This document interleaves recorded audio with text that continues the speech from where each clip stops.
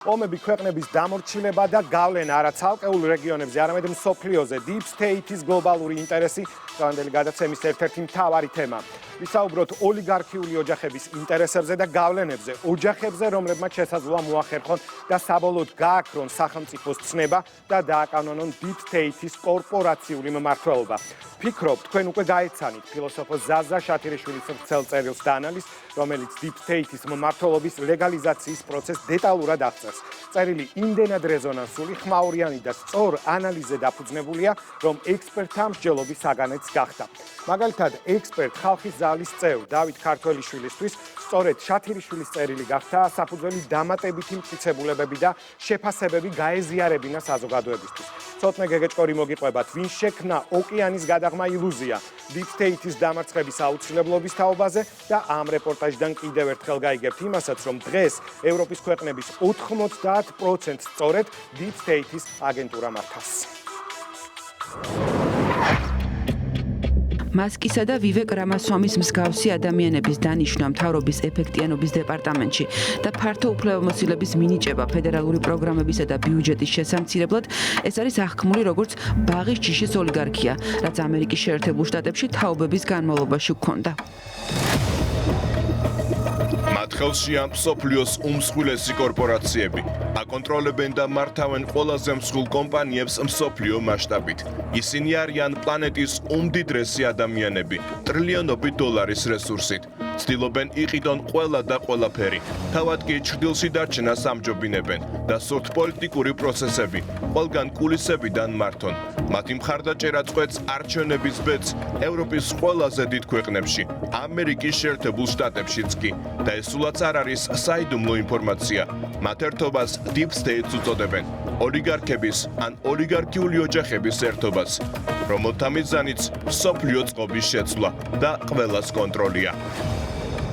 82 წლის მამაკაცის მიერ ტრამპის საარჩევნო კამპანიის დაფინანსება, როგორც ამბობენ, 175 მილიონ დოლარს აჭარბებს. მისი ერთადერთი ფოტო ინტერნეტში 1981 წლით თარიღდება. ის ისეთი ადამიანია, ვისი იდენტიფიცირებაც არავის შეუძლია. ის ძალიან განმარტოებულია. ძველი ოლიგარქები მხოლოდ გადასახადების შემცირებას და უფრო მსუბუქ რეგულაციებს ითხოვდნენ. ისეთ რამებს, რაც კარგი იქნებოდა მათთვის პირადად და მათი ბიზნესისთვის. დღევანდელ ოლიგარქებს ტექნოლოგიური და ფინანსური სფეროს მილიარდერების ჯგუფს აქვთ რეალური პოლიტიკური პროგრამა. მათ სურთ სამყარო თავიანთ ხატად შექმნა. ამერიკის შეერთებული შტატების საპრეზიდენტო არჩევნებისას პოლიტიკური მოქმედების კომიტეტების დახმარებით, როგორც რესპუბლიკელების, ისე დემოკრატების კანდიდატის საარჩევნო ყულაბაში ასეულობით მილიონმა დოლარმა მოიყარა თავი. ღია და დახურული დაფინანსების წყაროდ მსხვილი და უმდიდრესი კორპორაციები გვევლინებიან. მათ უკანაც ოლიგარქიული ოჯახები დგანან, რომლებიც ძალაუფლების შენარჩუნება გაფართოებისთვის იბრძვიან. ამერიკის შეერთებული შტატების ბოლო არჩევნებში გაიმარჯვა ჯგუფმა, ვინც სასურველი კანდიდატის გამარჯვებისთვის უფრო დიდი ფსონი დადო და საკუთარი მსხვილი მოთამაშე ჩრდილიდან გამოიყვანა. მომავალი პრეზიდენტის მარჯვენა ხელად აქცია, თუმცა მალე რაღაც ისევ ვერ წავიდა და დიდმა დაპირისპირებამ ზედაპირზე ამოხეთქა.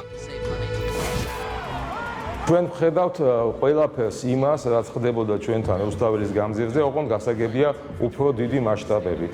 აქ არის სახელმწიფო ინსტიტუტებზე თავდასხმის მცდელობა, აქ არის პიროტექნიკის გამოყენება და სხვა ქვების, მოლოტოვის კოქტეილების გამოყენება პოლიციური დანაყოფების წინააღმდეგ. ლიბერალური იდეოლოგია რაზე იდგა, რომ პოლიტიკა სხვა, ეკონომიკა სხვა. დღეს ჩვენ დავინახეთ პოლიტიკისა და ეკონომიკის აბსოლუტური ერთიანობა აი ამ სისტემაში. ასე რომ, წაიგითხეთ პირველი უცეული კორპორაციებისა და მიხვდებით ვინ მართავს მსოფლიოს. ეს არის სწორედ Deep State და ეს სისტემა არ არის დამოკიდებული რომელი პარტიაა, ვთქვათ, სენატის ან კონგრესის უმრავლესობაში, რომელი კონკრეტული პირია ამერიკის შეერთებული შტატების პრეზიდენტი.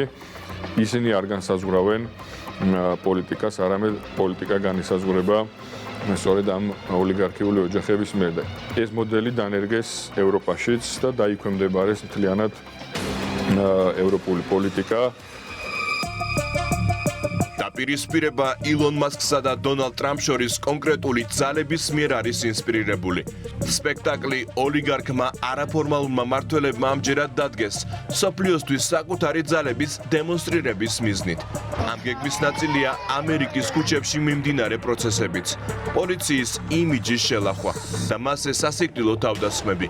ფილოსოფოსი ზაზა შათირიშვილი მიიჩნევს, რომ ტრამპიც ოლიგარქიული ოჯახების თამაშის მონაწილეა, თუმცა ჩანს, რომ ის ამ გეგმის შესახებ ინფორმირებული არ იყო, განსხვავებით ილონ მასკისგან, რომელიც Deep State-ის დავალებებს ზედმიწევნით ზუსტად ასრულებს.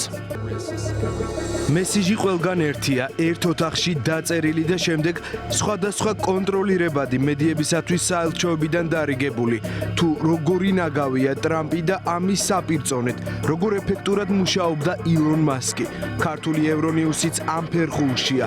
ზედმიწევნით ზუსტად ასრულებს საელჩოდან მიღებულ სპეცსამსახურების დავალებას.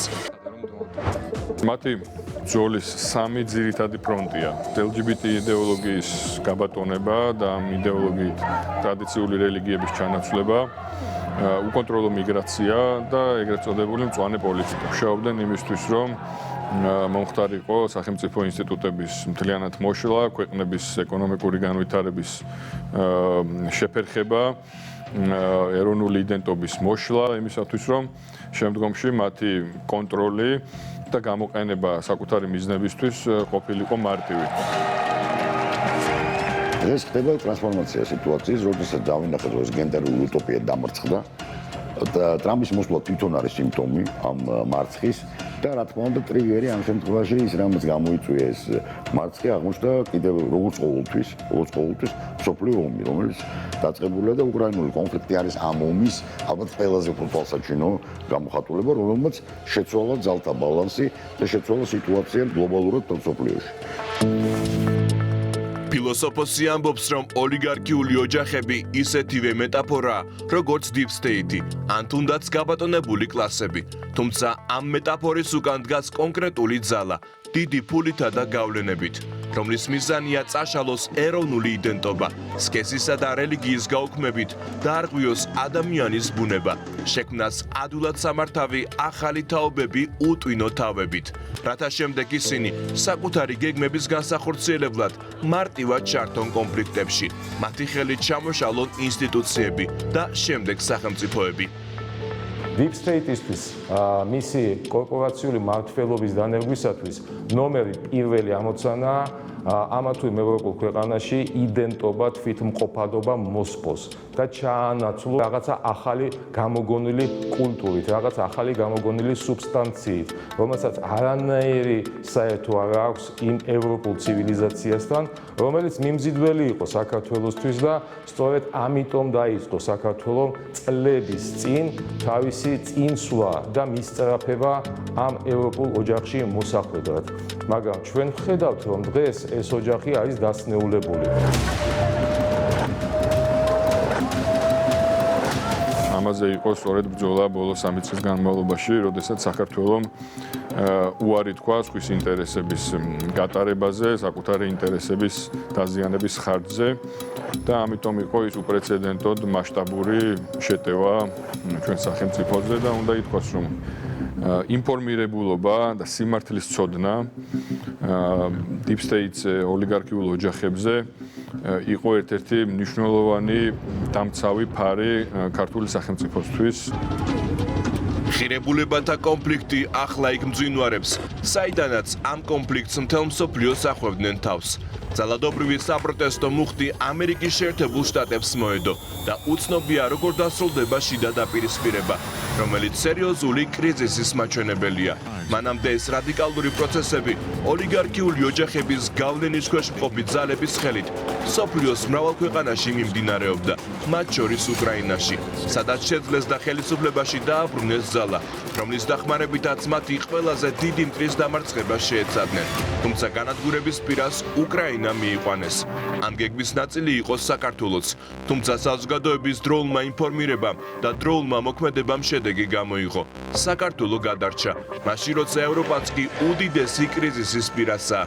უკვე ჩანს, რომ ევროპის ცალკეულ ქვეყნებში ლიბერალური ძალები გავლენებს კარგავენ და ტრადიციული ღირებულებების დამცველები იმარჯვებენ. სინათო მტერი მოდიოდა ხმლითო, ეხლა გარჯით მოდისო. გარჯაში ზუსტად ამას გულისხმობდა. არა პირდაპირ უშუალო ზეგავლენა. ანუ მიუხედავად იმისა, რომ ძირითადმა კრიზისმა და ძირითადმა საფრთხემ გადაიარა, საქართველოს ყოველთვის უნდა იყოს და ხელისუფლება ყოველთვის უნდა იყოს ფხიზლად. პროექტო გასა და როგორც ალბერტ კამიუს შავი ჭერა ესემთავრდება, გადაიარა შავმაჭრა, მისი ბაცილები სადღაც არის. ამიტომ ფხიზლად უნდა ვიყოთ.